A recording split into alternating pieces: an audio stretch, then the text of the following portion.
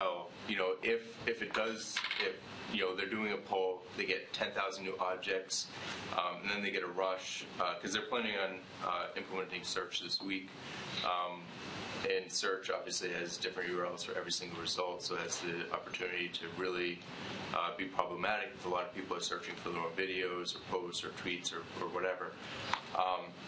And I'll talk about that more in a minute. But yeah, Varnish is really cool.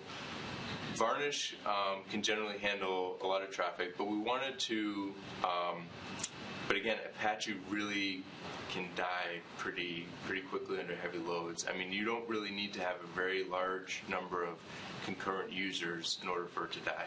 So we decided to set up a second Apache server, and I thought that was going to be the most complex thing in the world, but apparently these few lines of configuration, and this isn't a complete configuration, but these few lines in configuration right here, you can tell Varnish. Can you highlight it because it's really hard to see on the green?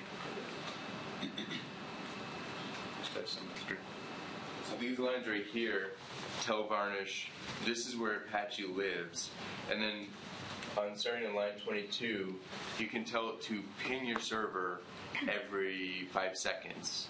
So you can kind of use Varnish as its own mini load balancer in front of the Apache webheads.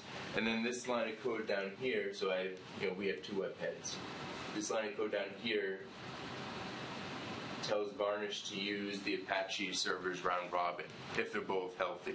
So basically, it will send one to Apache server A, the next request to Apache server B, then Apache server A, then B, then A, then B, for as many as you have, if you have 20, 30, whatever.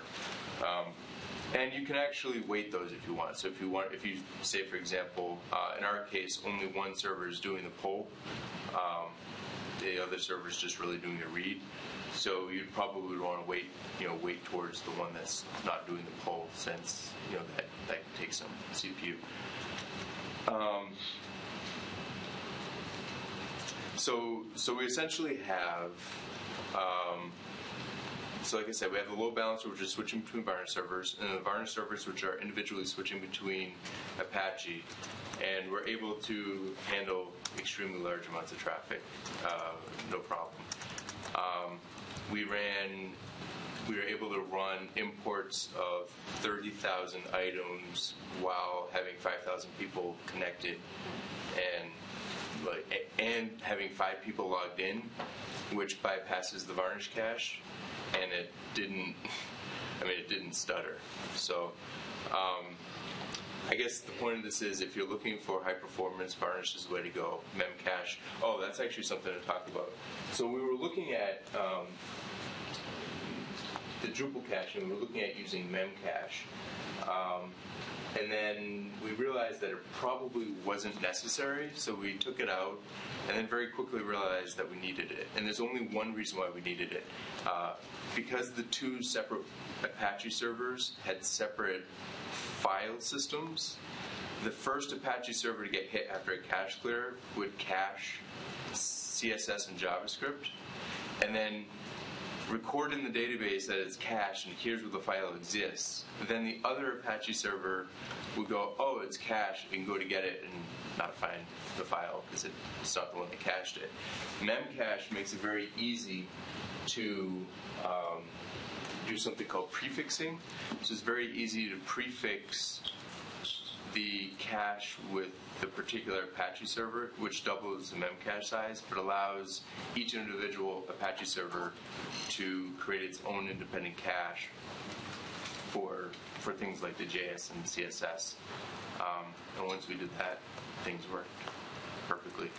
When we didn't do that, if you hit the other Apache server, just JavaScript wouldn't work. And the site's pretty JavaScript heavy. I don't know if anybody has any questions or. For the storage of the videos, you said every 15 minutes those are updating. Yep. As far as the site goes. So do you have one shared storage space that both Apaches are reading for the videos, or no? So does Varnish target those and then it takes care of that, or? No. So everything. So the videos and stuff are still served off of Facebook. Oh, okay. So it's a CDN. Yeah. So this is almost like the perfect case for Varnish. It has a very low amount of individual URLs, and then the only files that are updated are the JavaScript and CSS.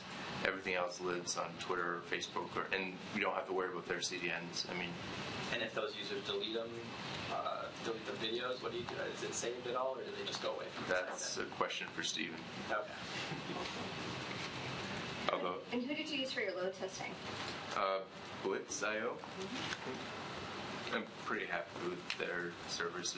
It's pretty easy to use. Great. So